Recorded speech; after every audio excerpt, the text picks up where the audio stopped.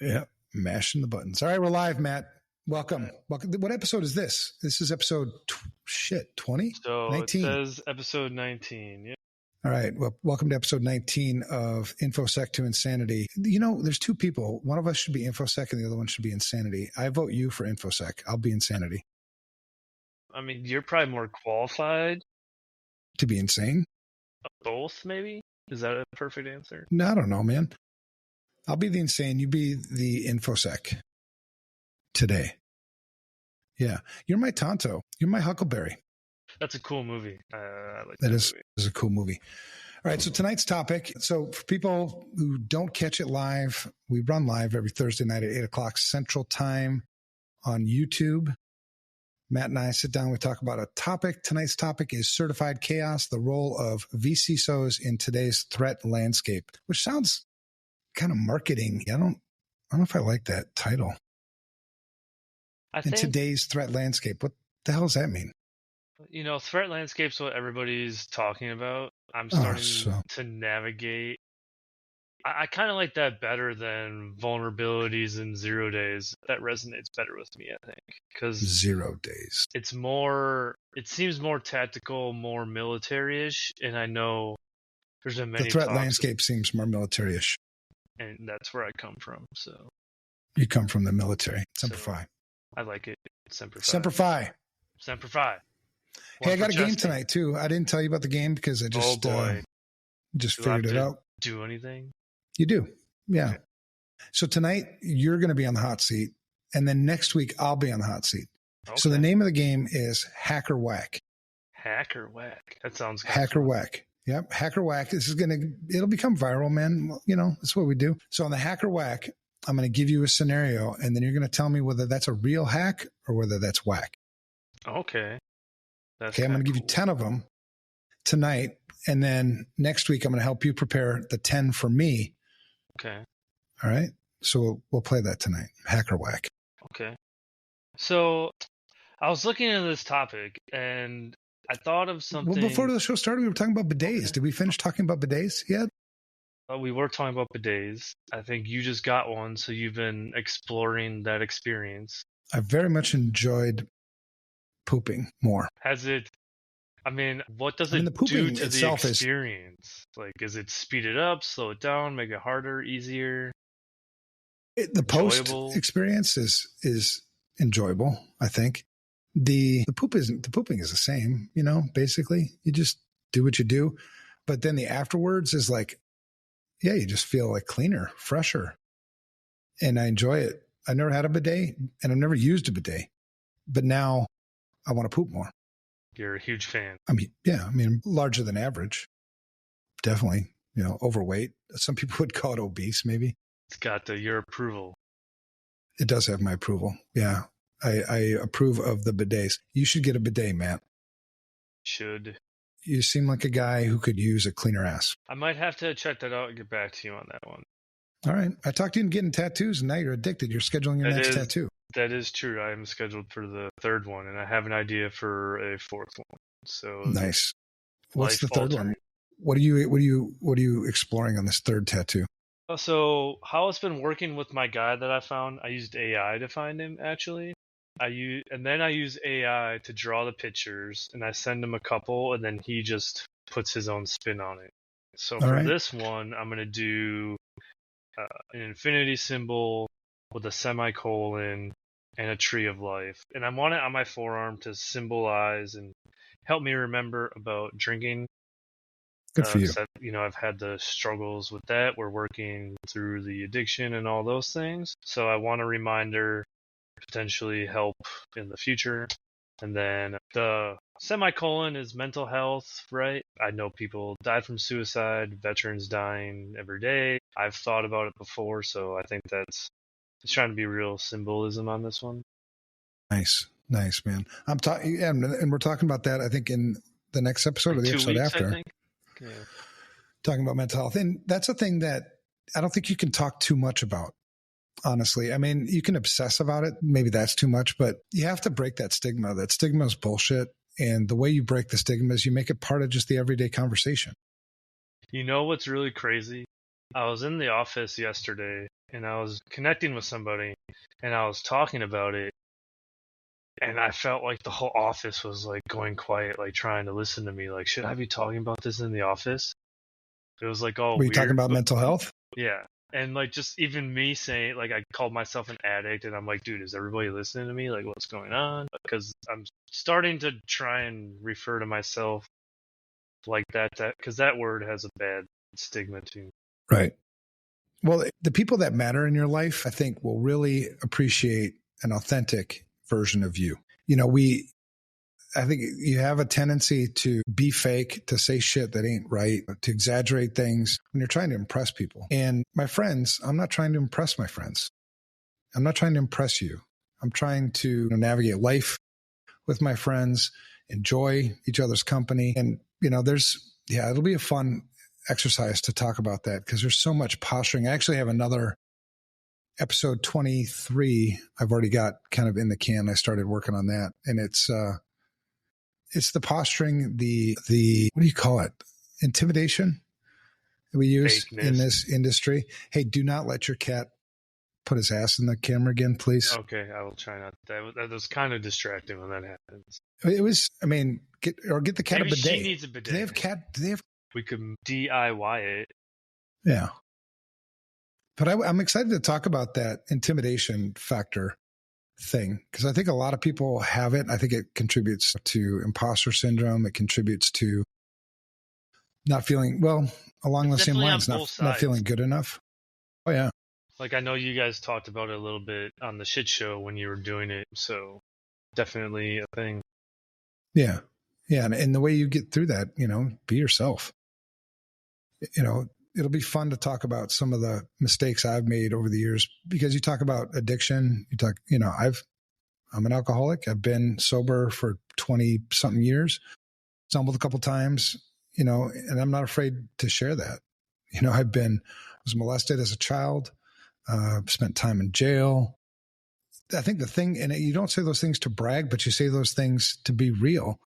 And people that are going through those same situations or feeling hopeless, they can see that, well, you did it.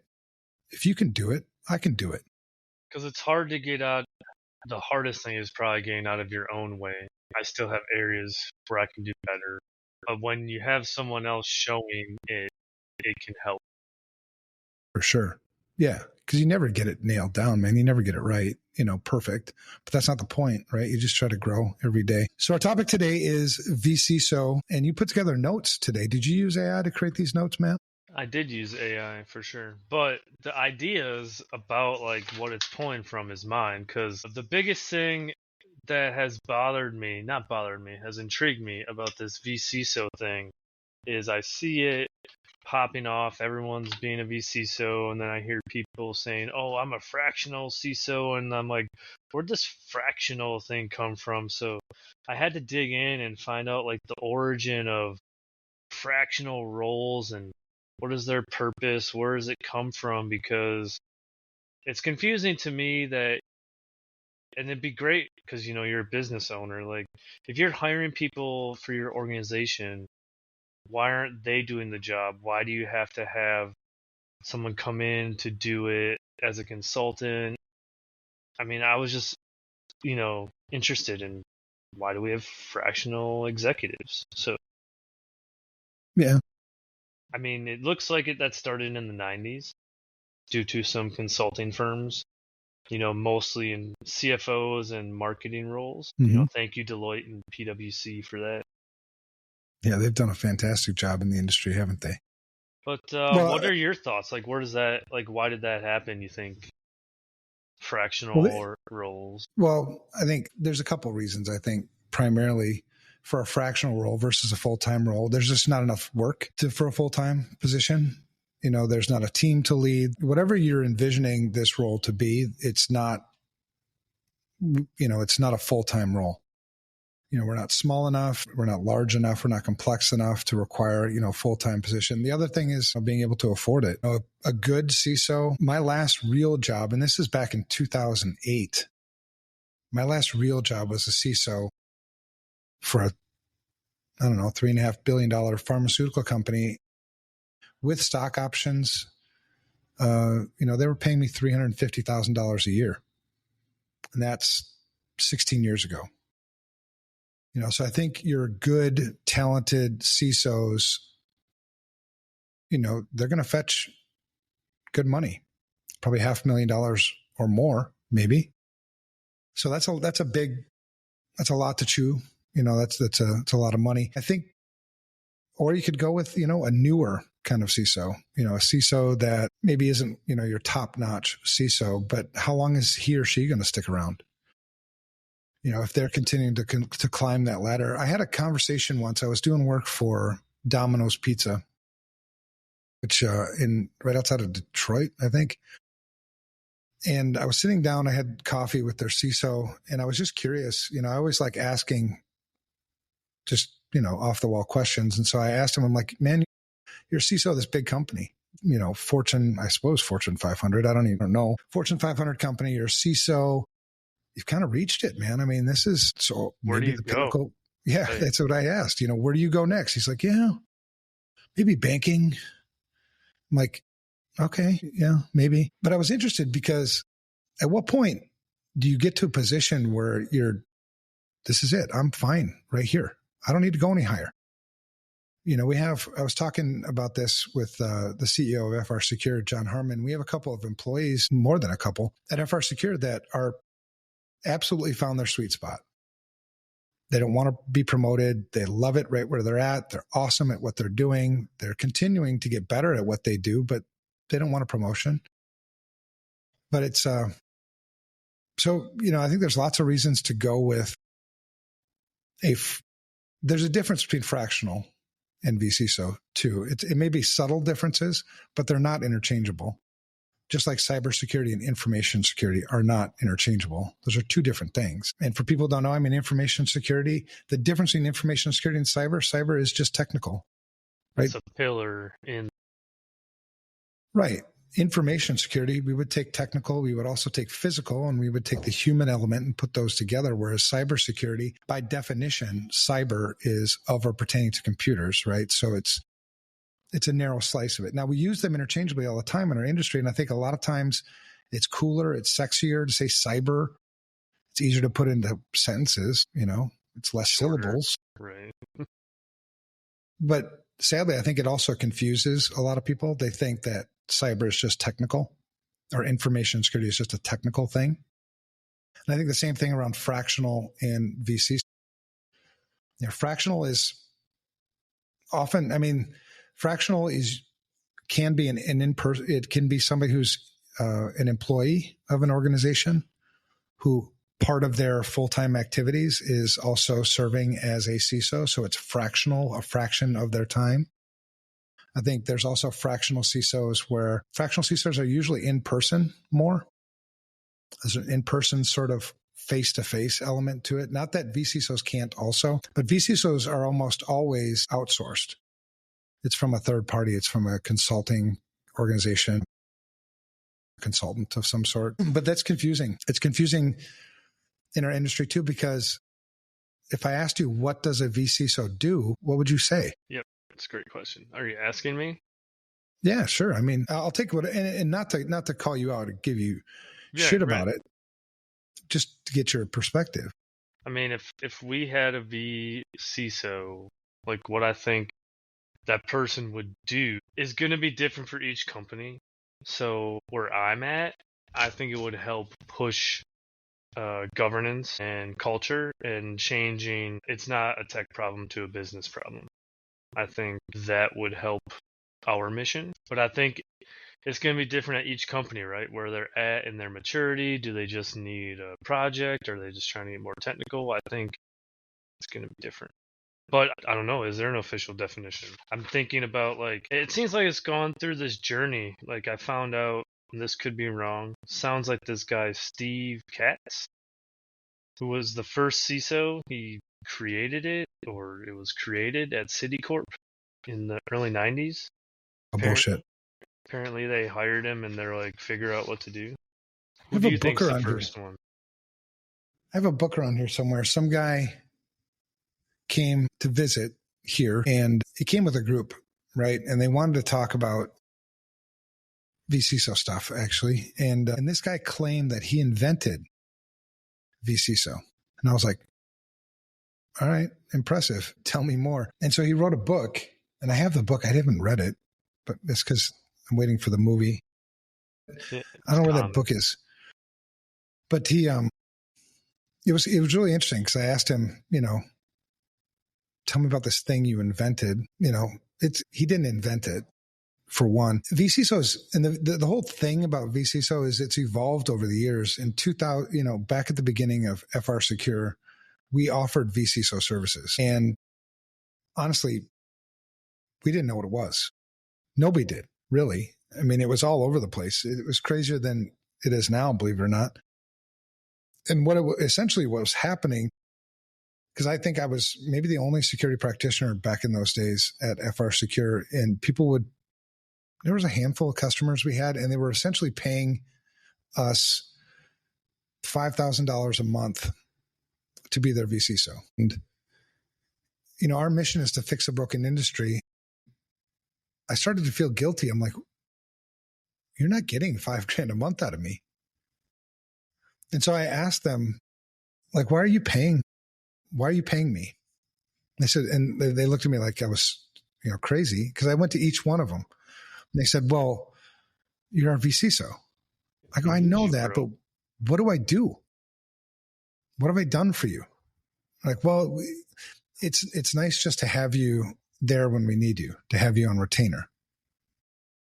And so but then I said, you can get this. You don't have to pay me for that. You can just pick up the damn phone when you need something. So we actually stopped doing vCISO services for probably 4 or 5 years. And then, because the thing about a vCISO, in order to kind of hold everybody accountable and have everybody have skin in the game, is you need to have mutual accountability. Like the vCISO has to be doing something that's providing value to the company, and the company has to be doing something to leverage the vCISO. Otherwise, you're just pissing away money. And so it took a while to kind of figure that out. And so what we came up with was this thing, and I called it the FACT system because I don't remember what FACT even stood for, but essentially what it was is, at the end of the day, what a vCISO does, to simplify it, is we consult the business to make good information security risk decisions, and we implement those risk decisions. That's what we do. It's actually the same thing that a CISO does. The difference is I'm not a full-time employee, and we go at the pace that you set, right? So I'm not probably going to be in your executive meetings unless you want me to be in your executive meetings, because I'm just not one of you, right? But you can leverage that because there's a different perspective that I'm not in the weeds with you. I see what's going on in other companies, and I can bring that to bear in this company. So there's a lot of value in not being ingrained in the company. And so this started this practice, right? So what we do is essentially, to simplify it, we do an information security risk assessment to start with. If you hired me as your full-time CISO, I would have to start with an assessment. I have no idea what the hell I'm working with. Figure out where you are. Yeah, I don't know what I'm working with. I can't make any recommendations if I don't know what's here. I don't know where our most significant risk is. I don't know what I should call our attention to. So it starts with that. And then you just go through a process, and we call it the roadmap, right? So we have all of these risks from the risk assessment. What are we going to do? And you have only 4, risk decisions: accept, mitigate, transfer, or avoid. Those are your only 4 choices. There's no other choice. Ignorance would be a default acceptance, right? So, yeah. So you go through this process. Okay. And so these are the risks that are unacceptable, which means we're going to have to do something. The next thing is, who's going to do it? Some of those things you want to give to me as your vCISO. Some of those things you're going to take on. Some of those things, your internal or, outsourced IT will take on. And then we define a timeline, right? So once you get that, now I've got this mutual accountability, because now you've given me shit to do. And I have to get my shit done in order to get that score up to what we said the score was going to go up to on our risk assessment. You've got shit to do, so now I can hold you accountable too. Now I can start to lead, right? And so that's the simplified version of what a vCISO is supposed to do. And the truth is, and I've had multiple discussions with MSPs and IT providers So how Like, is, I guess my question is, yeah, how is that role different than just bringing in a consultant from Deloitte or whatever company that's local? Like, if you bring in a consultant to look at your company, how is the VC so different? Do they have more experience, more knowledge? no, the two things you're doing again is consulting the business to make good information security risk decisions and then implementing those risk decisions. So it's not just looking at the company. So It's one big thing I hear then is in my experience, traditional consultants come in, do the assessment, here you go, walk away. In this particular role, you stay around to help drive through what you found. yeah, well, that first one, that's just a project to just do an assessment. There's nothing wrong with that. But I think a lot of people, when they engage with an information security consultant or they engage with a vCISO, they're not sure what they're even asking for or what they're going to get. So I think the onus is on whoever the provider is to be clear. And the truth of the matter is, so you look at an organization, which organization, is there any organization that doesn't need information security leadership? Every organization needs some sort of knowledge there. Every organization needs information security leadership. Whether you're going to do it, I'm going to do it, somebody's got to do it. And so the next question then is, who's providing the information security leadership to your organization? And, it's going to differ. Somebody internal, maybe you have your own CISO, maybe you're engaged with somebody, but it's that information security leadership piece that's missing. And that leadership, to simplify it, consult the business to make information security risk decisions, good ones. If the business is making shitty information security risk decisions, is that my problem or is that your problem? It's the consultant's problem because you're not doing a good job. Maybe, right. I mean, you have to question that, right?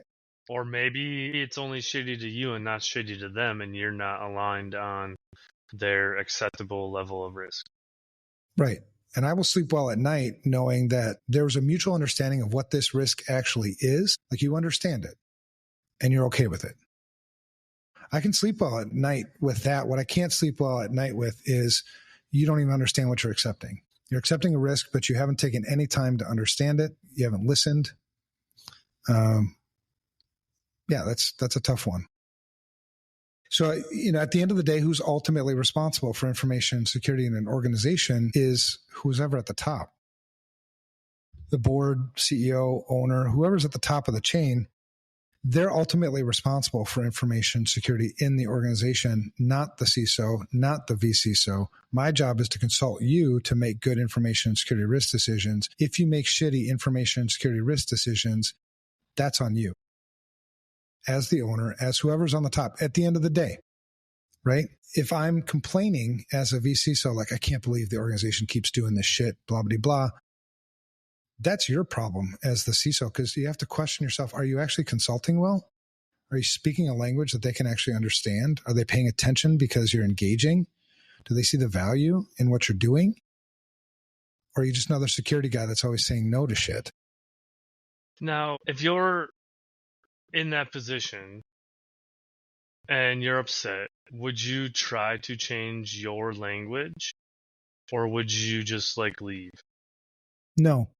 I'm a guy who I will leave if I feel like I've exhausted all my options. Well, so it's kind of like a pointed question because I was talking to some people, I don't know, a week ago or something, and I was trying to talk about framing up language to try to resonate with someone differently, and he was like, "Oh, I don't sound like that. I'm not going to talk like that." Well, maybe that's why it's not working. And I'm trying to figure out okay, so how do we get this guy to talk differently? Because then his thing, but maybe that's not my problem. Maybe. I mean, I think a lot of security people, we get kind of stuck in our ways, especially, those of us that are driven by ego that, it can't be me. It's got to be them. It's their problem. It's not me. I think good leaders, if you want to be a good information security leader, whether it be a CISO or a vCISO, the first place to point the finger is at yourself. What can I do differently? Why am I not resonating? There's 3 things you're going to need if you want to get that. I'm always a 3s guy. I think that's an ADHD thing. 3 things you need in order to get your point across: trust, credibility, and likability. Are you trustworthy? Are you credible? Are you likable? If you can check those boxes, I'm there on all those things. Well, then you can start going to different places. And I've shared this with you before offline. Most leaders, most of us are motivated by one of 3 buckets. And it's not exclusively one bucket, but one bucket's usually dominant, and it's ego, mission, or money. So as a vCISO, as a CISO, looking at the leader that I'm interfacing with, I'm trying to figure out what motivates this person. What is it? Is it ego? Okay, well, then I need to position my message in a way that feeds their ego, that they can see it, how they're going to benefit. People only, if you went to college and took that Psych 101, you remember Pavlov and the dogs, right? It's either pain or reward that makes dogs and people do things.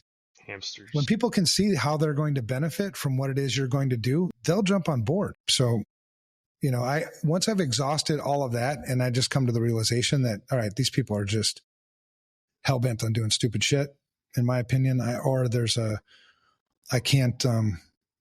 hurdles I can't get over for some reason. Yeah. Rather than drive myself batshit crazy and suffer, my own mental health suffer, my own relationships suffer. Yeah, I'll just leave. It's easier said than done, though. Yeah, it's easier said than done, though, because some people can't afford to leave. Yeah, you get caught in the American corporate cog wheel. Well, when we first started out with FR Secure, we really couldn't afford to lose customers. We couldn't afford to be choosy so much. Always fired numerous customers because of lack of ethics and stuff like that, but that's a no-brainer. Do you have any success stories, like a customer that you took from, 0 to hero, or lots of anything them. like that? Like anyone you'd be able to talk about, like as a story, like what happened? Yeah. I don't know. No, there's been lots of them, man. I don't like to use customers' names. That's part of posturing, right? Yeah. Well, when I use customer names, I didn't get the permission to use their name. I don't want to speak for them. They may not, whatever.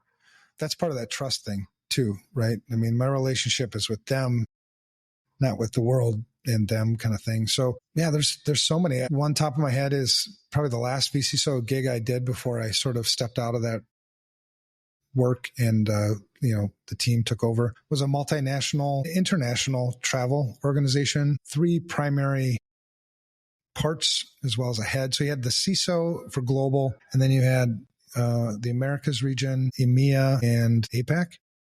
So, and I was the vCISO for the Americas region, right? Now, they could have certainly have been able to afford a full-time CISO, and there's plenty of work to do for a full-time CISO, but they just wanted somebody from the outside who's just not going to deal with the political bullshit, So that's one of the advantages too is, I'm an outsider. If you fire me, that's totally cool, man. I can go somewhere else.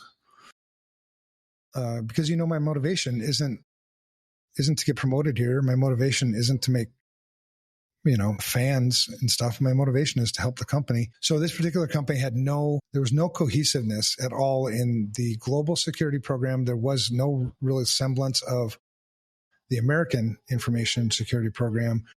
And there were like 20,000 employees just in the Americas region.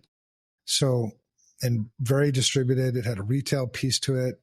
It was pretty complicated. But coming in, start with the risk assessment. Even though there are lots of other things that we could do, I wanted to understand what this thing is, how it works, how it integrates.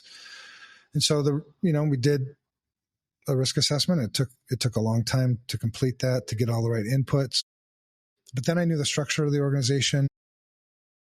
I knew where the best place to start was. And I kind of knew it already, but I just wanted it to be confirmed. But right out of the gate, giving them a digestible metric number that represents information security that they could relate to automatically hit, a nerve, right? So there were a lot of wins along the way in doing all of this. And then it was asset management. And then once you start setting the example in the Americas region, then APAC and EMEA came on board too. And the global CISO was like, yeah, this would get us all on the same page. That's really good. I'm like, yeah, absolutely. So it ended up being, I think a very cohesive information security program that, tons and tons and tons of work to do. And there always will be. But it was the reassurance to executive management and the board that we're not trying to be perfect. We're not even, there's always going to be work to do. What we're looking for is improvement. Improvement is always defensible. Right. So, I mean, if you score on a scale of 300 to 850 like we do, and you score like a 450 out of the gate, a lot of people would be freaked out. They're like, oh my God, we're screwed. You're only screwed if you don't do anything about it. If you go from a 450 to a 460, that's defensible. You made improvement. Exactly. What's not defensible is ignorance, not knowing you were a 450. So yeah, that was a really, really fun exercise. And then the pandemic hit and global travel went gone. And so that company, they're still around, but it went shitty Not the same for them. No. Well, thanks for sharing. That's pretty. Blue Cross Blue Shield is another big one because after the breach by China, that was Excelis, Primera, and Anthem. Okay. So you had Mandiant did the initial incident response, but they're not good at building security programs. So we were hired to build the program after that. Yeah, that was a hell of a company. I'm not going to tell you which one of the three it was, but the motivation there was defensibility because you just had a breach. You just had a big breach and lawyers are calling all over the place. OCR, the Office for Civil Rights, is knocking at your door. And so there was a sense of panic. Now, as a CISO or a vCISO, you could take advantage of that. And too many of them do because you have an open checkbook, right? And so they start misspending dollars. That's just as bad, if not worse, than not spending dollars. So it was coaching them through, okay, I know this looks bad. I know it's terrible. We got to pick the right pace to go at. We got to spend the money in the right places. Otherwise, if we don't go through it through this deliberate manner, we're leaving ourselves holes, for opposing counsel to tear us apart. So let's just go methodical with this. Like one example on that one was, vulnerability scanning. Part of the overall program, vulnerability scanning across that enterprise was, I think there was like 65,000, something systems. When I did the first test, it had to be very distributed. The architecture you have to plan that out. Yeah, that's insane. Just for scanning it. Yeah, it was a distributed architecture that I set up for it. And it was so bad. We scored 300, 850. It didn't get on it wasn't good enough to get on 300. I'd never seen anything so bad. So I had to deliver this to the board and a fuckload of lawyers. And I'm like, this is the truth, right? This is where we're at. It's terrible, And they're like, well, how soon can you fix it? I'm like, Oosh. I mean, it's a big environment, man. It's going to take time. My fear is that if we go too fast and just focus on fixing it, that it's not going to stick. We have to put some process and some governance in place to keep it there.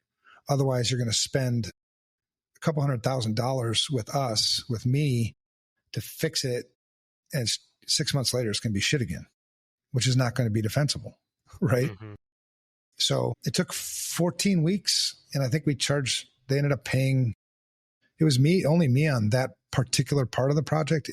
They were paying me $15,000 a week, maybe. I don't know. It was a lot of money. And we got it from not even being on the scoreboard to like a 714 in that 14 weeks, which everybody was super happy. And then I reminded them that we went so fast, we didn't put the governance in place, that we need to still work. I know the score is great, but it's not going to stay that way. And it was funny because they kept reassuring me, no, we got it. Thanks. You showed us how to do it. You showed us how to keep this going. And I'm like, okay, and then sure enough, like 6 months later, Evan, can you fix it again?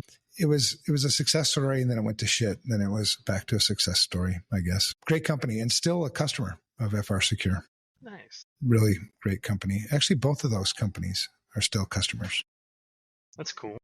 Yeah, lots of successes, but that's what I think as a vCISO, you always need to be, and as a CISO, I mean, as any information security leader, you always have to be prepared to demonstrate the value you're providing to the company. And ideally, the value goes beyond loss prevention.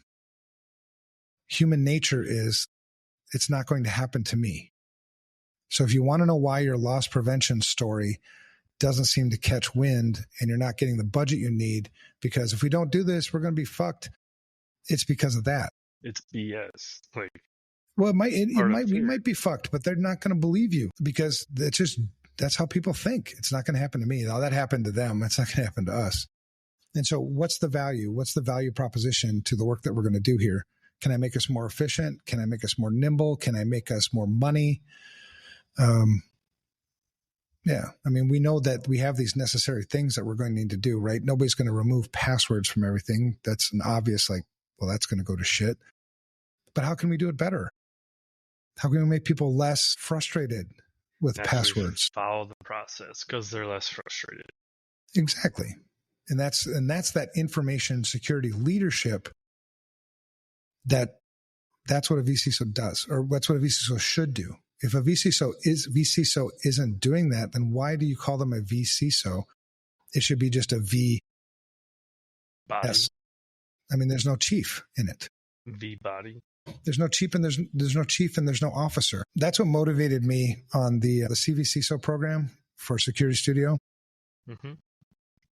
You're trying to really get some structure around what this thing is actually supposed to be doing and not have it be the Wild West. Absolutely. Yeah. I mean, I'm paying for something.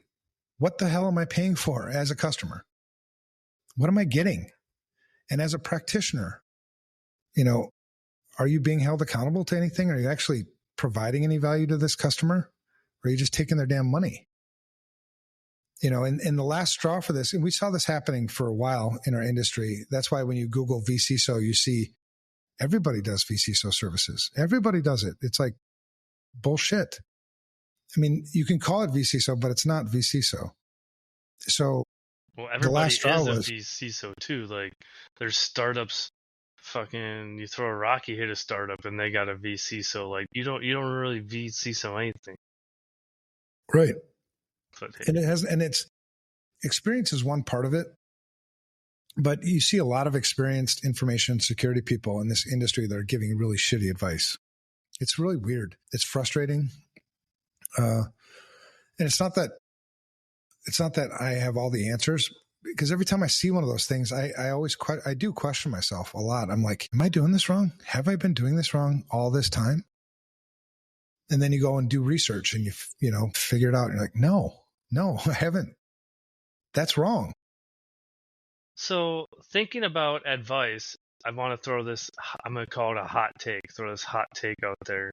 It seems like CISA is being shaken up with this new political stuff that's happening. At the federal government? Seems like they're being shaken up. It seems like they might have strayed away from their mission. I know you have some experiences and thoughts on that. Do you think we're going in the right direction now, possibly? Or do you have any thoughts? A shake-up good is what it needed? Yeah, I like shake-ups. I do. I mean, I like shake-ups even if you're doing a great job. A shake-up is... You take a snow globe and you shake it up. It's always good. Yeah. Well, it's a fresh perspective. It's really easy, especially in government and public sector, to just get lazy and just, coast. And I don't think that's what CISA was doing. Where CISA's at right now, there's no director right now. Jen Easterly, as of the 20th, stepped aside. And I think Jen Easterly did the best she could do with what she was given. I think Mayorkas, because this is a position that reports to the Department of Homeland Security, and that reports, it's just, I think there's so much politics. There's so many politics involved in that shit. And there's so much marketing and bullshit, nothing tangible necessarily, but they can point to, well, look, we're at all the big conferences and, Right. It seems like CISO should report directly to the president if we're following your logic of who's ultimately accountable. I think there needs to be some cyber function that reports directly to the president, whether it be through the Department of defensive function, or do you put defense and offense together? I mean, because it'd primarily be from a military defensive standpoint. Yeah. I mean, you're talking more about nation state stuff. Mm-hmm. So I think it would be advisable to have the president have a direct report focused on those things where they can accumulate intelligence information from the various intelligence agencies. Don't change their mission, but, accumulate and correlate that information, and start really focusing specifically on that. And then I think position CISA more to work on maybe state, local government coordination and private sector providing resources, good direction. Right now, when you look at CISA, it's a clusterfuck of shit. It's good shit, but it's a lot of shit. It's very disorganized. They have some resources. I know they do free vulnerability scanning now, and then they'll give you a report. You got to get in line for that. And why would I pay for vulnerability scanning anyway? You can just go get our engine, open source, GitHub, install it, do it. I don't trust the government to do any scanning for me. Well, so one of the things that, like, when I was looking at that, a couple questions came up, right? Like, do we trust the government? If they find something, are we liable to fix it, within 2 minutes? But then also, like, this definition of critical infrastructure, it seems like it's pretty vague, and you could just almost interpret it and put any company into critical infrastructure. So it seems like we could use some more guidance around that. Well, prioritize. You got 14, I think, sectors in the critical infrastructure that CISA originally, that were mandated way back. If you remember, President Obama, the directive that then created NIST CSF, essentially, right? You've got this. But what critical infrastructure actually should I focus on today? Right. And I think also from what angle, right? And this was one of my frustrations, and this is probably room for another story. This is what the motivation was for Project Broken Mirror, because I was, sitting with other security experts, quote unquote, and one of them was bragging about, because we posture, and one of them was bragging about how they'd consulted the last 4 presidential administrations to secure critical infrastructure. And I was like, congratulations. Has the security of critical infrastructure gotten any better since you started consulting presidents? And the answer is an obvious no. So then what kind of fucking consultant are you? What kind of consultant would brag about the fact that you're consulting a customer that's worse off than when they found you? That's what I heard. And so that led to, you got to understand how people work, right? This is a people problem. It's not a technology problem. So the way people work, give them, I think, what we're sort of trying to do is, here's NIST CSF. Here, do this. Water plant manager, electrical plant manager. Yeah, I'm not technical. I don't know what that shit means. No, most of the people in our industry can't even use NIST CSF. So how the hell are they going to? Well, everyone wants to use their own and fucking posture. This is mine. I made this one. Right. And their job is to get clean water to the houses. They just want to run the pumps.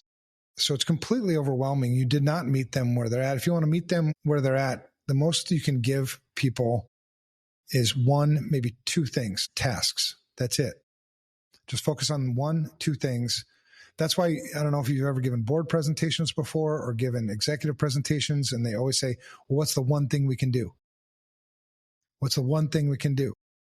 And they know that there's more than one thing, and you know that there's more than one thing. What they're actually asking is, what's the thing they can do now? What's the most important thing to do now? And so when you look at critical infrastructure, it's like, what's the most common method for an attacker to get into critical infrastructure? It's single factor authentication still.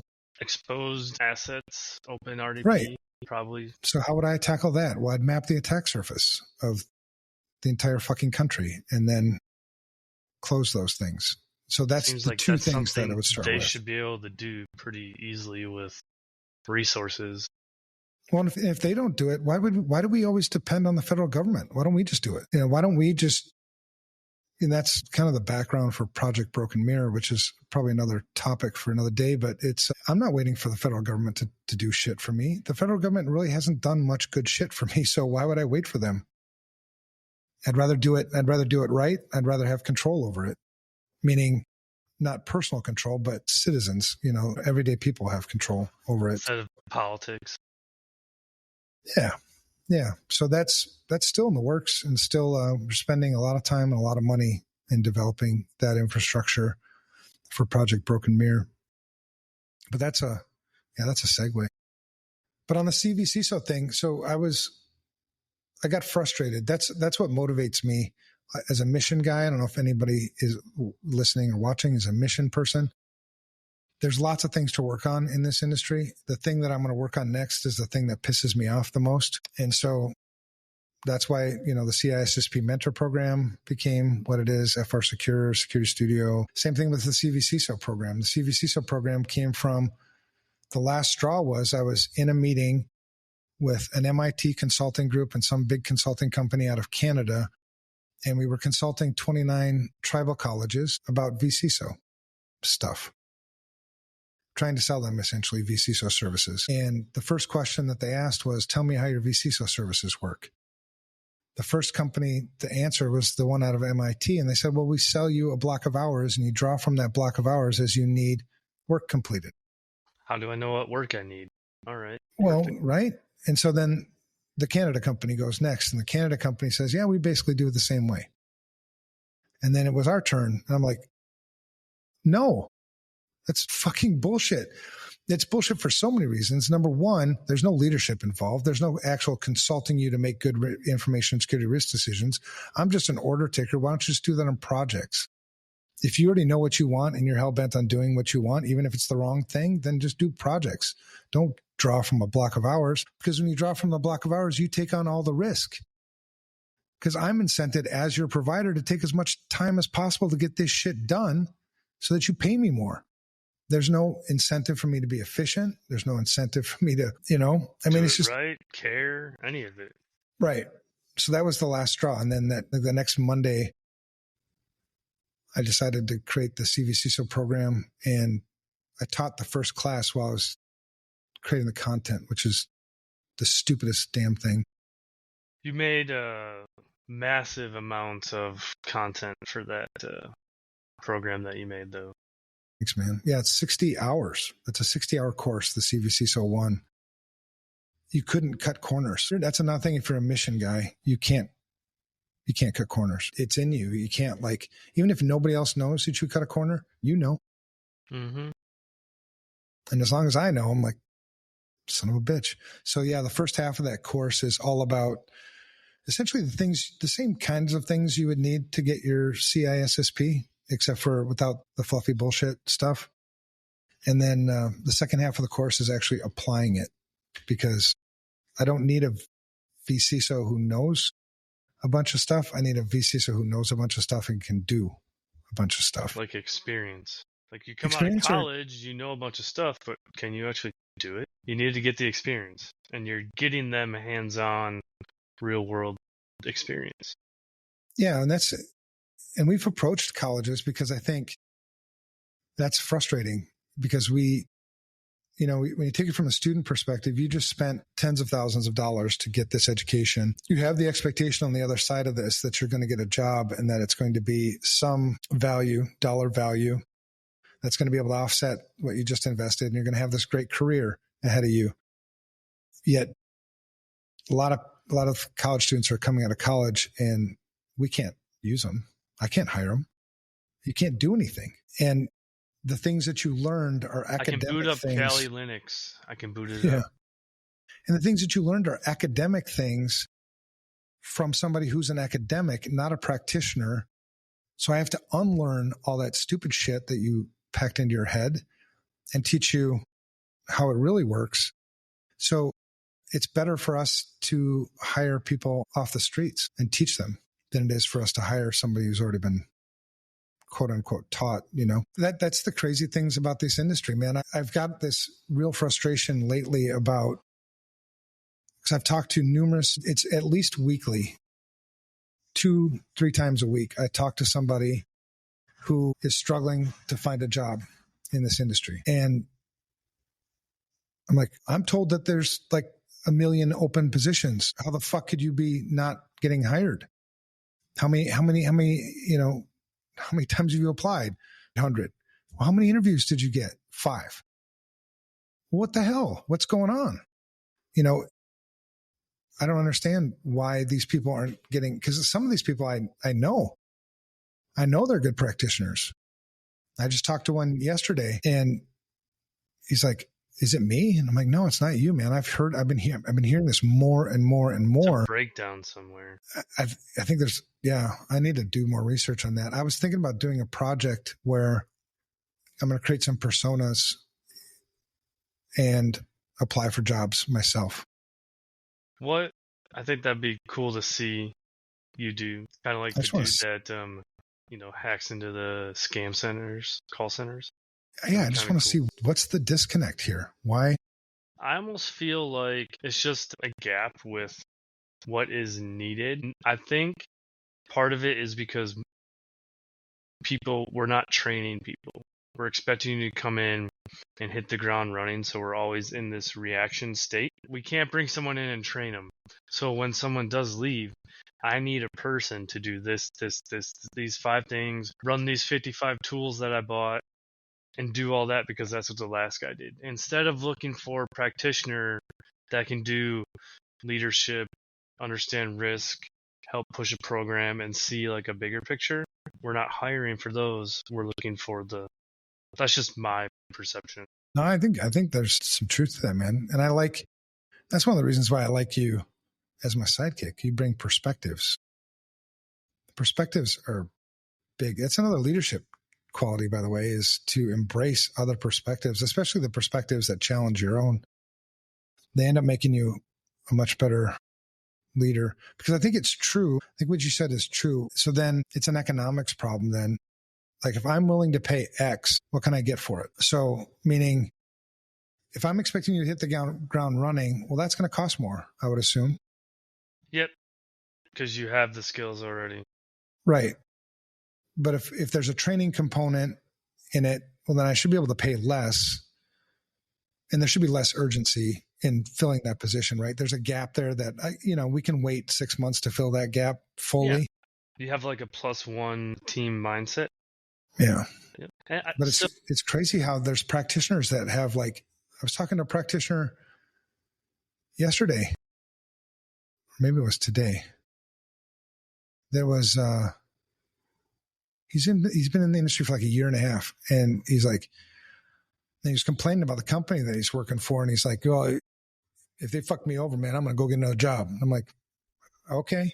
Probably not a good idea right now. What do you think that's going to look like? And he's like, I don't know. I just need to make $150,000 a year. I'm like, with 1.5 years experience, you better be grateful you got the job you got and better start skilling up, dog. I ain't going to pay you $150,000 a year for what you can do. No, it's always. What are these college kids being told? I think it goes back to 2 things. First, the push to get everyone into college. That was a thing in the 90s, 2000. And back then, it was in my mind, so I feel like it's in other people's minds. I go to college, I can make 6 figures. That's always what's talked about. But then once, people started figuring out the LinkedIn algorithm, and we've been paying people to talk and be influencers, these guys are coming out, they're like, I've been doing this for 2 days, I make $500,000.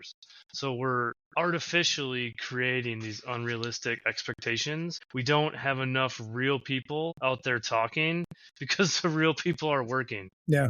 Well, and I think whatever expectations you have, kill them.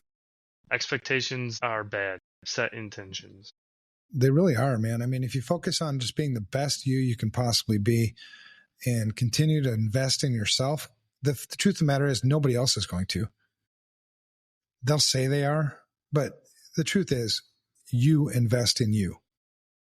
Nobody else is going to invest in you like you invest in you. So continue to invest in you, and then you'll find it easier to demonstrate the value that you can provide to other companies. And if that doesn't work, start your own business. You know, I mean, the market's out there. Everyone's fighting for the top 10%. Yeah, the other 80% is just flopping in the wind. Yeah. It's always confused me about the whole training thing, and I always get answers that I just think are bullshit. Like, the American military is probably the most efficient running organization on the planet. What do? They hire people, they train them for like a year or more, and then you go do your job. Why, as an organization, do we have this rush or this desire to just shove people in without setting up time to train them? Shitty leadership. I think a lot of it is leadership. Yeah, there's a ton of CISOs in this industry. We're spending all our money on tools. Like, oh, I need a budget for tools. And then you say, well, can we get more headcount? Organizations hate asking for headcount, but I feel like we're just not asking correctly. Yeah, I mean, there's lots and lots and lots of CISOs in this industry that are doing a disservice to the companies they're working for as a CISO because they're not good leaders. You know, it's we overcomplicate all this shit. It's just crazy, man. It's like, what's the name of the game? The name of this game is risk management. That's the name of the game. So in order for me to manage risk, I have to understand risk. Let risk guide the decisions that you're making. And that'll dictate whether you need more staff, whether you need more tools, whether you need more whatever. So master the risk management component of information security leadership, and obviously master the people part, right? You're going to need to keep good people. You need to keep them motivated. You need to keep them healthy for them to produce the best product. But because that's another thing about people, study people, man. I've learned so much from studying people, social engineering people. I've been blamed lots of times in my career. Like, you're just trying to social engineer the whole company. Yeah. Like, yes, I am, for your own benefit. Not because I'm not manipulating. Because you're a mission guy. You're not doing it to get money. You don't care. You just want to help. And I want us to do the right thing. A lot of times it's so obvious what the right thing is. And so when you see that you're not doing the right thing, it's like, come on. And so the right thing is purpose. It's the why. That's the mission. The mission is why. Why are you here? Why are you doing this? Why do we do security? Why does the business exist? Continue to ask. That's my favorite book of all time. Start with why. Yeah. Start with Why by Simon Sinek. Ask questions. And so you have a lot of security people, I think, who are highly skilled, highly intelligent, that are shitty leaders. A lot of security people came up through the technology ranks. So they can secure the shit out of a computer. They can hack the shit out of something, maybe, or they used to be able to. They can configure a router. They can do all these other things, but they can't manage people. And people are the most significant risk. Securing computers is a piece of cake. It's binary. They only do what you tell them to do.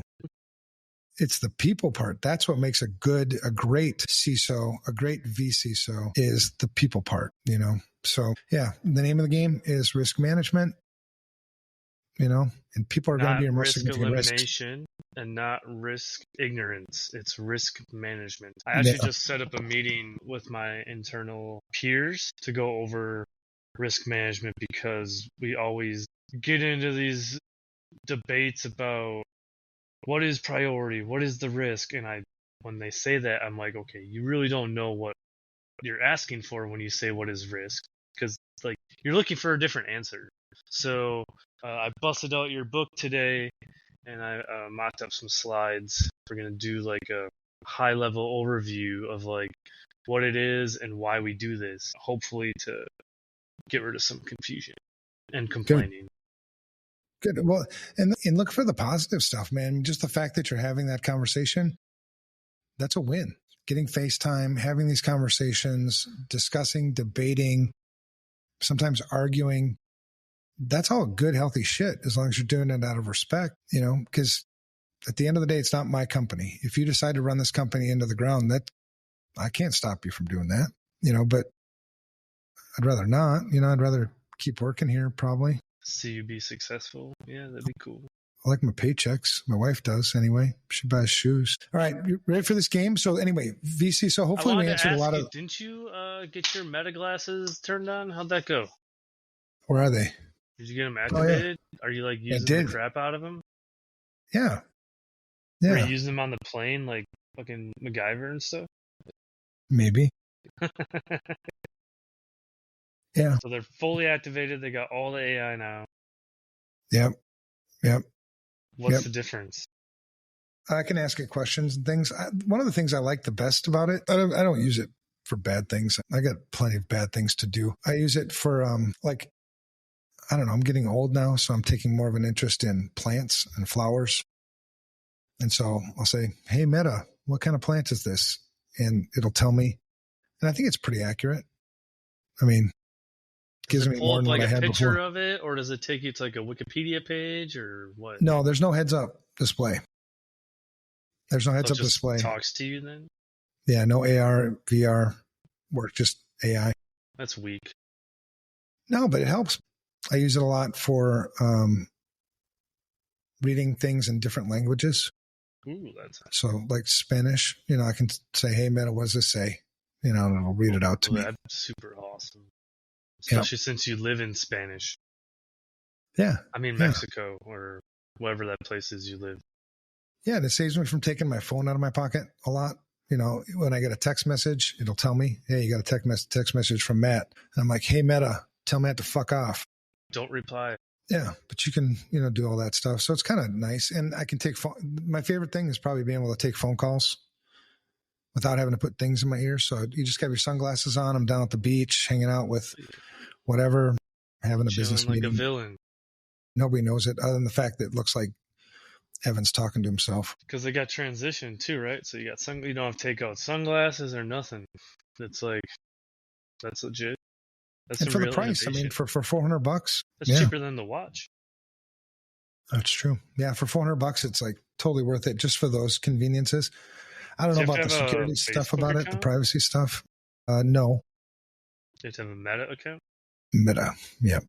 And you already had one from your VR Quest, right? Yeah, I have so many accounts, man. I have actually I think I still have like 10 or 11 Facebook accounts. Nice. Most of them were used back in the social engineering days, but I think they're still active somewhere. They were personas for doing things. They're probably trending somewhere. Yeah. So every time I say something, like I post a picture on my own account, Facebook, I go to all those other ones and like it really quick. So I'm like, I already got 11. That's what like all the marketing companies and influencers do regularly. A pain in the ass. Such BS. All right. So did we answer some questions about vCISO and fractional CISO? Yeah. So some of the questions I had, what is it? What's it stand for? We did that. Is it full time? Yep. What has contributed to the rise of this role, do you think? Why is it becoming more popular? Are more people just trying to get free money without really consulting, or are people really wanting to help? Or like, what do you think why is it taking off right now? So I see it everywhere. Yeah, I think there's multiple angles. I think one, it's opportunity. So a lot of people, it's a supply and demand thing. On the demand side, people are realizing that they do need information security leadership. Either they've had, a breach, they've been hit by ransomware, cyber insurance companies, convince them, whatever. There's more demand for the information security leadership. I think there's more confusion than ever. And then on the supply side, yeah, there's tons of opportunity. And so people are jumping into the market to try to get their piece of the pie. And you don't have to rush. The piece of the pie is there, and it's much bigger than ever. Yeah. So I think, for somebody who's just starting a vCISO practice, do it right. Do it because it's going to come down to reputation at some point, right? And that's going to be the long-term win will be whether you're doing it right. So don't cut corners. Don't just offer vCISO services for the sake of vCISO services when you don't know what they are. You can learn what they are. I'll teach you what they are. I mean, even though that CvCISO course costs whatever it costs, if you don't tell anybody and you just come to me, I'll get you a free seat. I just want people to do the shit right, man. There's already enough work to do. I mean, FR Secure is booked out to I don't know when.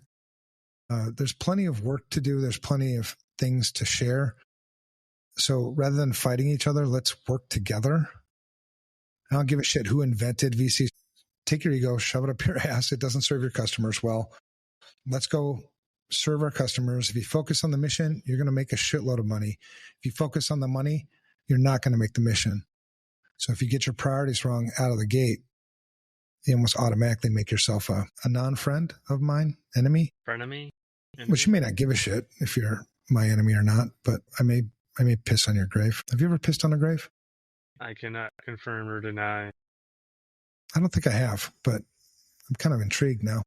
I definitely have a cemetery story to share with you at some time. All right. We're going to have to get that out of you next time. All right. So vCISO stuff. If you want to be a vCISO, I encourage you to be a vCISO. I would rather be a vCISO than a CISO. A lot of people that come into this industry or been in this industry for a little while, you ask them, what do you want to be? What's your career path? What do you want to be in 5 years? I want to be a CISO. And it's always the same answer. I said that multiple times when I was younger. And my answer is always the same, why? Well, they give you whatever reason. That's you have no idea what you're asking for. If you're a good leader, shit rolls uphill. So expect that. The wind always blows the strongest to the top of the mountain. Expect that. It's lonely. It looks easier. No, it's not. Not if you're doing it right. And it's, those are the things my dad taught me. The wind blows the strongest to the top of the mountain. Shit rolls uphill. What if the mountain's upside down? Does it still blow the strongest up there? There's no upside down mountain. What are you talking about? Would it be a valley? What if you're at the bottom of a valley? Dude, this is like Earth. Like a stalactite or something in some cave. I've never even heard of that, but we'll go with that. Google it. Stalactite? And then stalactite. And then the other is lonely. It's lonely at the top of the mountain. So if you want to be a CISO, expect that. You ever go spelunking in a stalactite? Oh, it looks pretty cool. It does look cool. Yeah, it was something I had a challenge with in the Marine Corps. Early on, I got promoted a little bit faster than my peers. And then you got to tell these people what to do. So, I never was, friends with them. I didn't hang out with them. I hung out with the older dudes because I was, at that level. Your peer group gets smaller unless you're going out and getting other advice. But, yeah, definitely lonely. Well, I think it also puts a big emphasis, if you want to maintain your mental health, you have to be able to separate work from non-work. So, yeah, it might be lonely, the work part of it, but, can I put that down and get into the non-work mode? Because part of the loneliness is that nobody else, it's not that nobody cares or that you can't talk to anybody. It's the fact that nobody can fully understand what it is you're going through. Nobody knows what a CISO goes through in certain situations unless you've been a CISO and gone through it in those certain situations, which makes it difficult when you have, especially my wife is super supportive of me. She's my best friend. She keeps me out of jail. I'm still working on it, but so far she's been keeping me out of jail. I think you're behaving. Yeah. But I know it breaks her heart sometimes when she asks me, and she sees if I'm stressed out and she's like, what's going on? And you try to explain it to her and she almost feels guilty that she can't understand what you're saying. You know what I mean? Yeah, that's the lonely part. I think the lonely part is just no matter how much I explain it to you, you're not going to get it. And it's not that you're not intelligent enough. It's I'm just wearing different shoes than you're wearing. You know what I mean? Like I'll never know what it's like to be an accountant. I'll never know what it's like to be, you know, the CEO of Tesla. You know, I'll never know that. But I know what it's like to be here in these shoes doing this work. Yeah. It's lonelier. All right, there you go. So if you want to be a CISO, don't. If you want to be a vCISO. Do you have to know everything before you want to be a vCISO? Like, do you have to know all compliance rules, GDPR, whatever, HIPAA? You need to know all that stuff? Master it? No. You have to be extremely honest with yourself, and the things you don't know, go get the answers. So a CISO knows where to find the answers, what resources to draw upon, how to use those resources appropriately, how to coordinate things, how to simplify the complex things. But no, you don't need to know the intricacies of compliance or privacy law or any of that shit. If you're interested in it, then go learn it for sure. Just like you don't need to know code. You don't need to know Python to be a CISO. Doesn't you need mean to know how encryption works. Yeah. I mean, if you're into that, sure. Learn it. The best CISOs I know are not technologists. You know, the best CISOs I know consulting a business. Yeah, they're really good leaders, leading up to the board and the CEO, and leading down. They just create this really nice cohesion between. But they're brutally honest with themselves. They know they don't know what they don't know. That's like I said those three things: trust, credibility, and likability. You want to destroy trust and credibility? Start acting like you know shit you don't know. You know, it's only a matter of time before that's going to bite you in the ass. People sniff it out eventually. Yeah. Mm-hmm. Yeah, especially really good like CEOs and boards. They're really good at they ask crazy ass questions. They do. It's like there's a super secret question asking school they send those people to. Yeah. We should do it. We should do a talk on preparing for board presentations. That'd be pretty interesting. I do like many hours of OSINT on board members before I go do board presentations. That'd be pretty cool. We did I did an event earlier this year, or no, it was last year. It's early this year already. Called Mindfluence, and we had a speaker there, and she was talking about the same thing, but she pulled up slides that she has seen CISOs presenting to boards and had an open conversation about, is this good or bad? Like, what's good about this one? All these metrics, is that helpful? Probably not. Maybe. Not that I don't understand what they mean. Yeah, it's who's on your board, right? Yeah, I found that when I can get a board in a cycle of this is where we're at, this is where we're going, this is when we're going to get there, and this is how much it's going to cost. So those have been like the 4 golden nuggets for me because it puts things into perspective for them. Cost is a challenge for me because I think people are just supposed to like do their jobs. Costs and projects are like just grab a body and go get it done. Why do you need like a project? Why do you need money? You're already working here. So I struggle with those things still. Well, you're in corporate America. Yeah, true. Corporate America they like their formal project meeting bullshit rather than just, we don't need a project for this. Like it's 6 mouse clicks and 3 commands. I can do it now. Well, we should have a meeting about that. Why? Well, we should get input from marketing. Marketing doesn't touch this thing, and it never affects marketing. You die on the inside every time.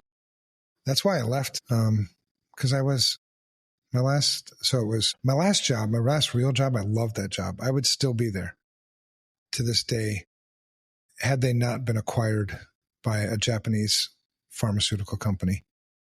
It was great leadership. Lonnie Mulder was the CEO, great CFO, it was just a fantastic mission-driven pharmaceutical company that I loved working at. But before that, it was UHG. I survived for one project.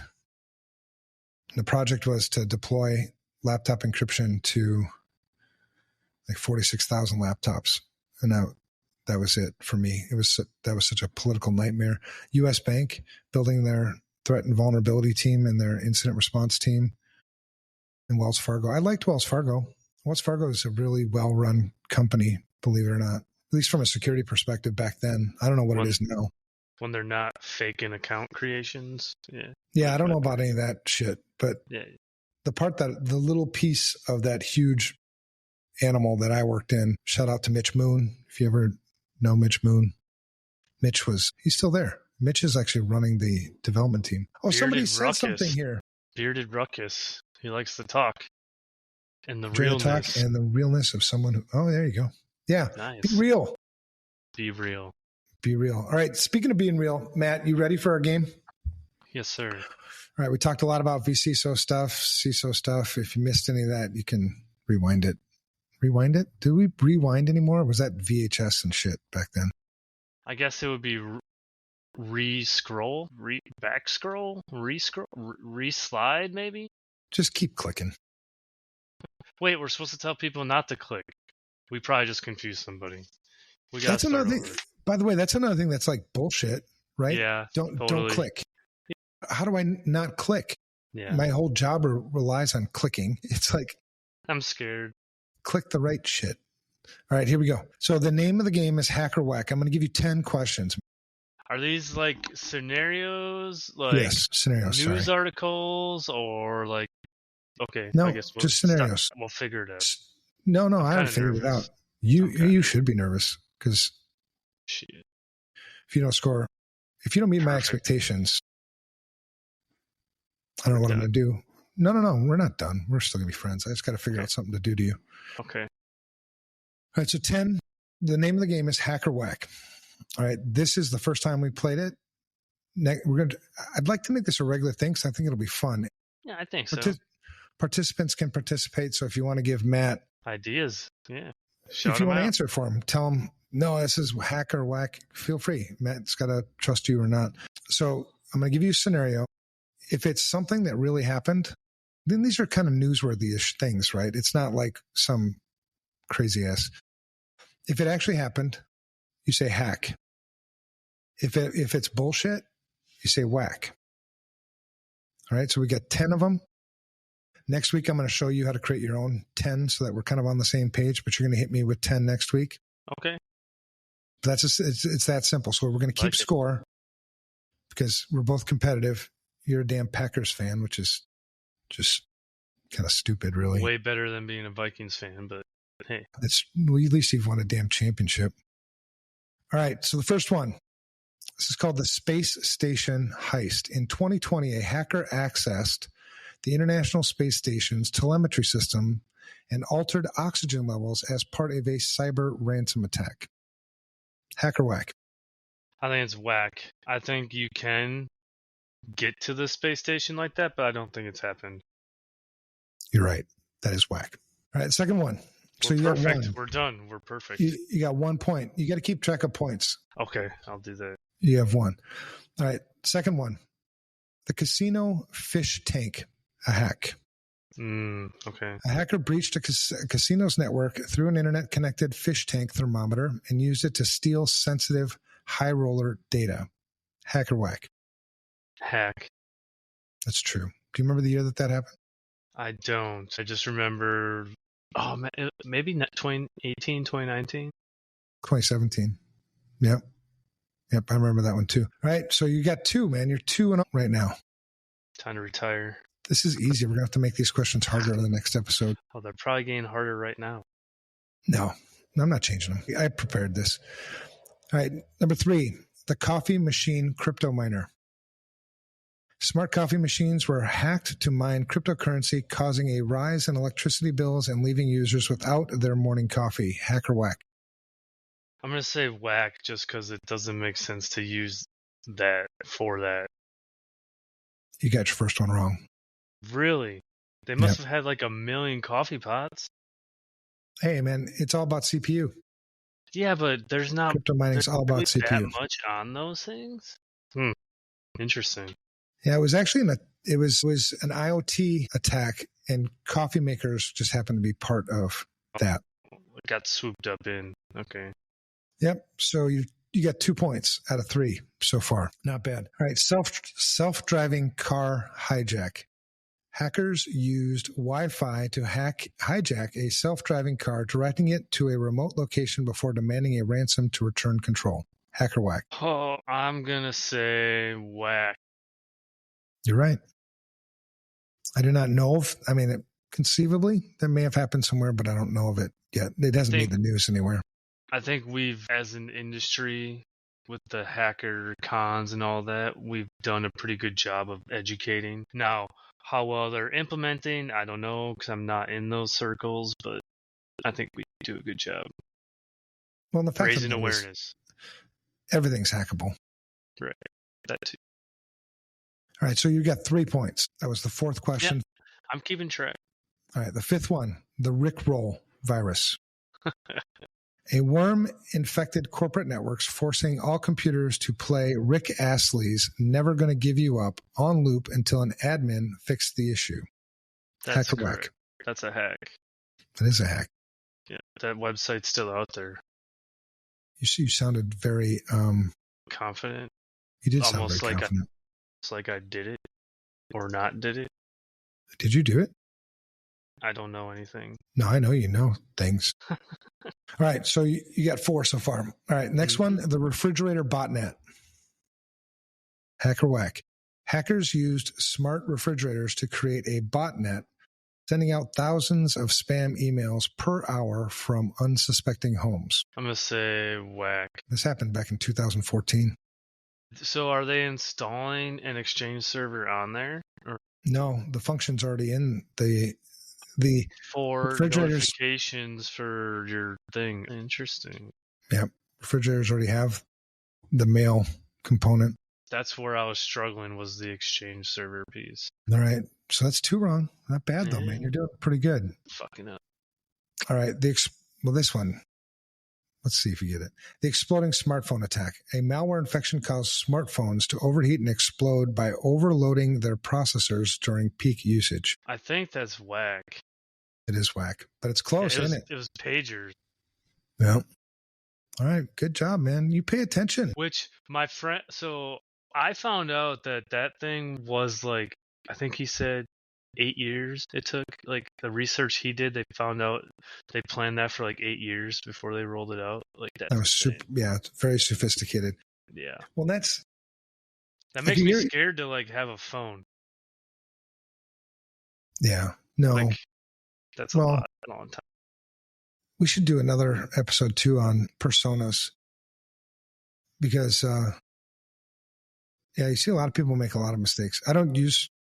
I used to use personas quite a bit, and it would take on average 6 to 9 months of working on that persona before I ever used it.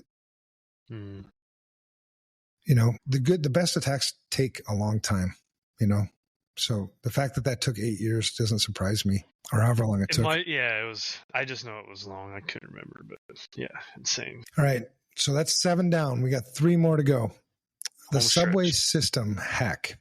In 2022, hackers infiltrated a city's subway system and allowed passengers to ride for free by disabling payment systems. I think that's a hack. It is a hack. Do you want to guess which country that happened in? The US of A, probably. Russia. Russia? Interesting. Yep. Moscow Metro hack in 2018. All right. The haunted printer. Office printers around the world began printing out creepy ghost messages claiming to be from a vengeful AI. I think that's whack. It is whack. However, many printers have been hacked for pranks and spam messages and shit, but not that one. I didn't think anyone would try to use it to scare something about AI. They'd try to say AI is your friend. Not yet, but we're also here to give you some ideas. Yeah. I mean, could be fun. All right, the last one, the ransomware thermostat. Hackers took over a smart thermostat in a hotel, cranking up the heat and demanding Bitcoin to restore control. That sounds so stupid. I think that's a hack. It is a hack. Like some young, stupid person did it. It was 2016. It was a proof of concept. Ooh, attack. before the whole WannaCry and not pet you stuff. Very interesting. Yeah. So what'd you score, man? I had a 70%. That's really good. That's better than I thought you would do.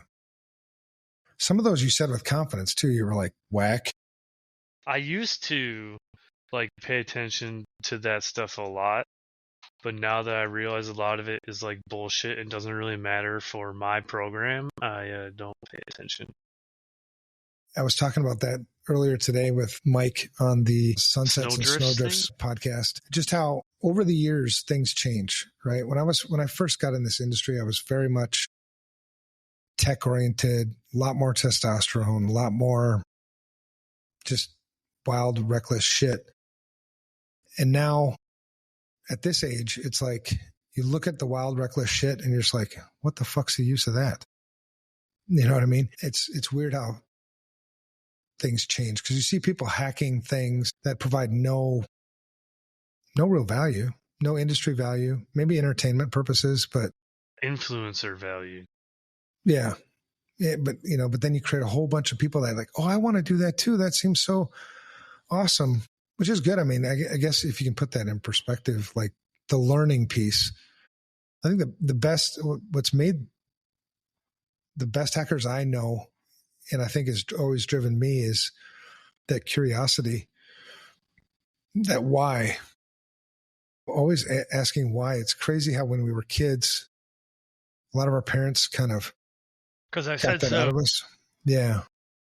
But man, if people just asked why more often, like, why does that work that way? Why did I get this email? Why did I get this phone call? Why do we do security? Why do we have passwords? Just continue to ask why. It leads to so many opportunities for education. All right, man. Well, that's all we got next week. What are we talking about next week, man? Good question. Mental health. That's next week? That is next week. Ooh, that might be a problem. Why? Going to Florida next week. Fuck Florida, man. It's not even a place. It's not even there anymore. It got filled with snow. Will you be in Florida for this episode, or do I need to get a substitute for my Tonto? I have to check the flight time. This is mental health we're talking about, man. I know. I really want to do it. No, it's good that you're going to Florida. That's good for your mental health. I'm actually going to, so I have a Marine Corps friend that I see yearly, but we finally got this guy that we haven't seen in 20 years. He's finally going to come, so that's going to be great. Last time I saw him, I was getting ready to go to Iraq for the second time. It was 2005. Dude, that's awesome. So it's going to be cool to see him. So I should land. Okay, I should be able to be by his house. I'll make sure. All right. Yeah, I'll be so there. Mental health next week. And maybe we'll invite somebody else to join us anyway. Maybe we've talked about that, having guests back. Yeah, I think that'd be cool. You're what? I could have my friend sit on. He's kind of a mental health case. All right. I mean, have him say hi. Sit by his pool outside. You can sit by your pool. You can sit by my pool anytime. We can do an outside episode for mental health. We sit outside and take in the things. Let's do it. And we can do, mental health is one of those things. I think we'll have Miami is still alive. Okay, Miami's still there. That's cool. That's the place that probably should not be, but all right. What? Stop being so damn judgmental. Miami's crazy. You're now choosing which cities we get to keep. There's someone else doing that too. That's another. Whatever. You can't stop that. You can stop yourself, for crying out loud. All right. So, mental health is one of those things where we're going to talk about regularly, man, because you have to. Because as long as the stigma still exists, we're going to keep talking about it. You know what I mean? I have a guest idea. Okay. We'll talk about that off screen. Does off screen mean I just go over here? Yeah, that's fine. Where'd you go, Matt? I'm back. We need to get you some proper equipment. Yeah. What do you need? Camera? You want a better camera? So I was talking to my friend about that, my coworker. He said, worry about technology last. Figure out the things first, then do the tech. So yeah, that works.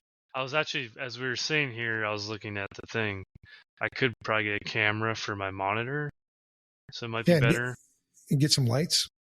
I have a light right here. It's pretty bright. I mean, it's not as bright as yours, but You need some more tattoos on your hands? I'm going to get it right here, actually. All right. No, we'll work on the tech. I appreciate you. Good episode. Hopefully we answered some questions about CISO, vCISO stuff. I encourage everybody, the next episode that's coming, a couple more, is, because it pissed me off a little bit today, was how people feel. People don't ask questions because I think they don't feel comfortable asking questions. Oh, totally. And so I want to talk about that. And because I do want more people to even interact here, ask questions. If I said something, because I'm pretty opinionated, I don't know if you picked up on that. So if I say something that you disagree with, I want to hear it. Let's talk about it.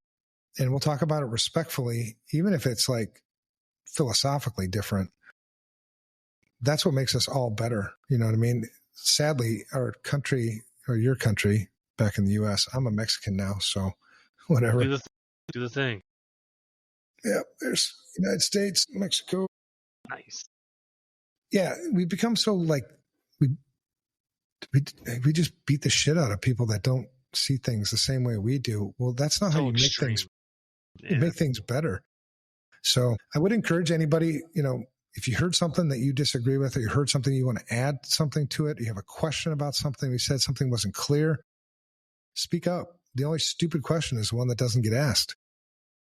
We had a corporate meeting, and I really wanted to ask this question, but the inside of my body was like shaking, and I stood up and asked the question anyway, but I started the question by saying, like, I'm nervous, I'm shaking, but this is why I know I'm supposed to be asking this question, because growth happens in uncomfortable places.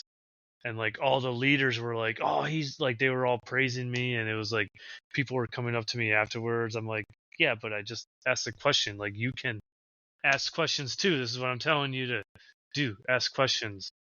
So hopefully more people ask questions. You see the benefit in doing that. You establish yourself as a leader amongst leaders, right? Because you asked the thing that everybody was questioning. A lot of people don't ask it. Yeah, we've got a question here. So yeah, what's some advice for someone in a new role, in a SOC role specifically? What would be your advice for me as someone that's new in the security space, specifically in a SOC role? You want to go first? Well, change your SOCs daily. Make sure they match.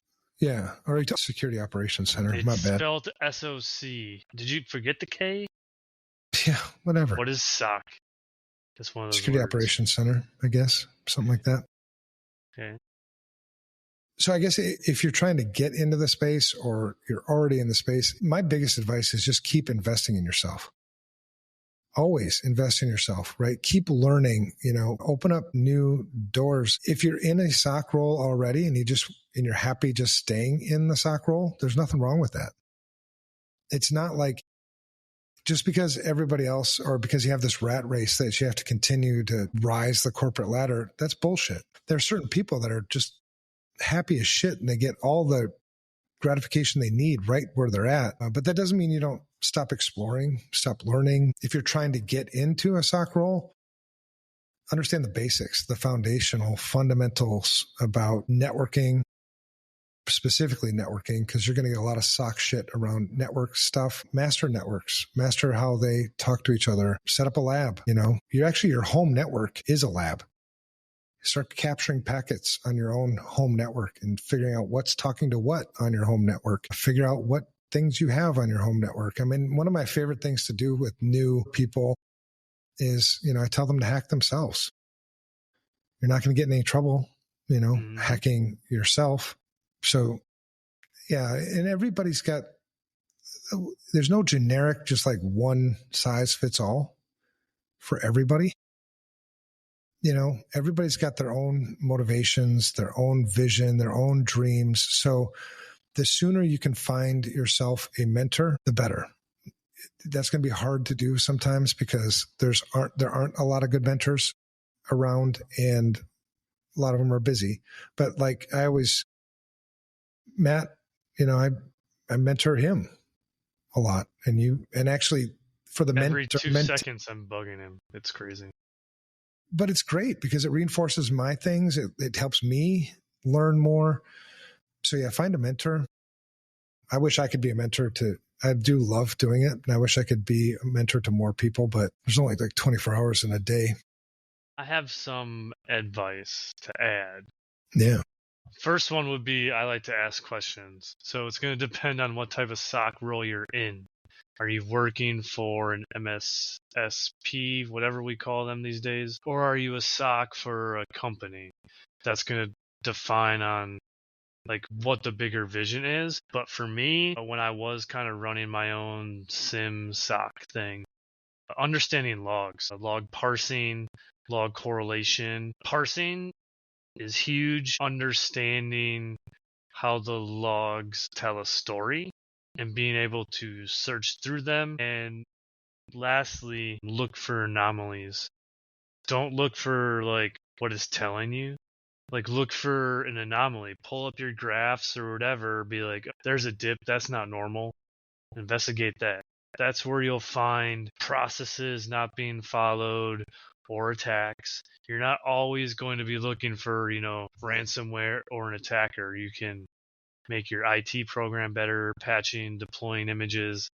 Everything's the ocean in those types of roles. Yeah, agreed. And if you're tuning shit, root cause analysis is super important. Mm-hmm. Don't take shortcuts. Only go where the logs tell you to go.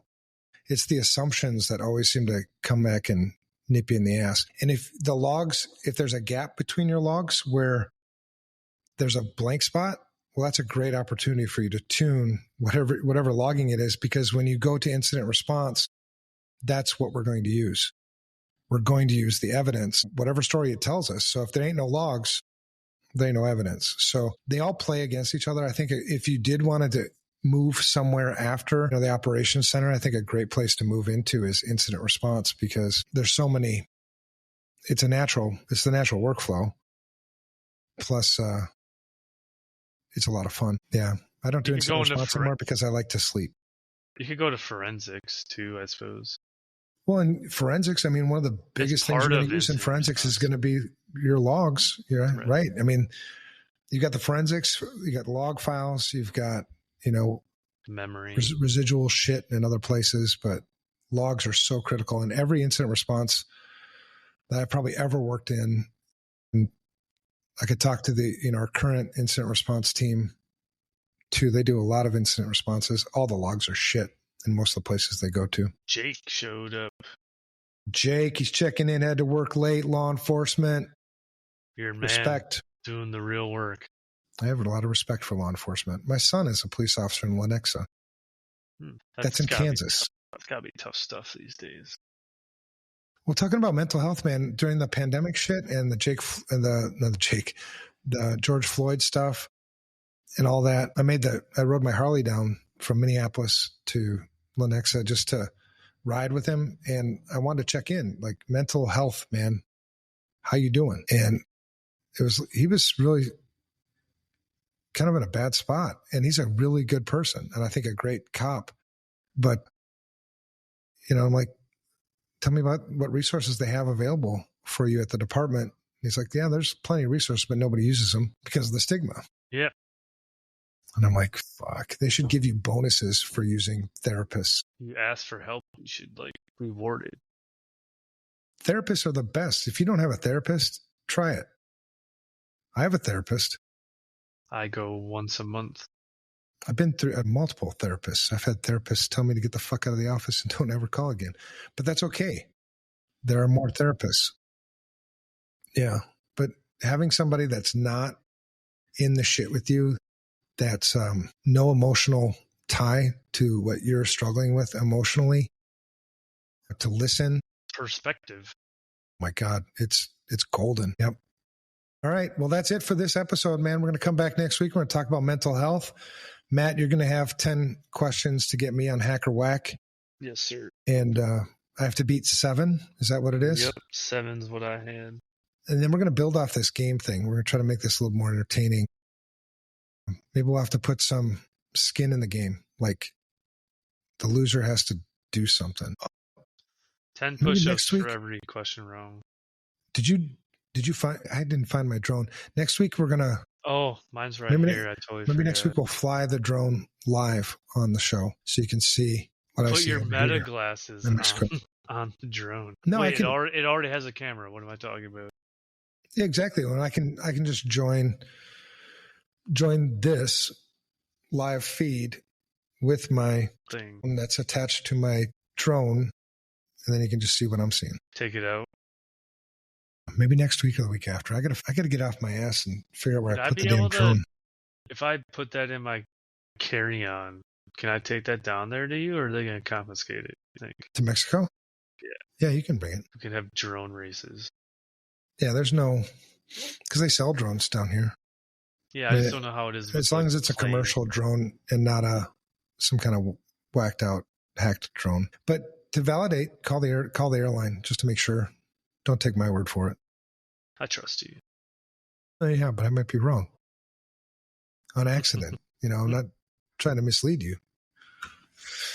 All right, man. See you next week. Thank you, everybody. Have a good night.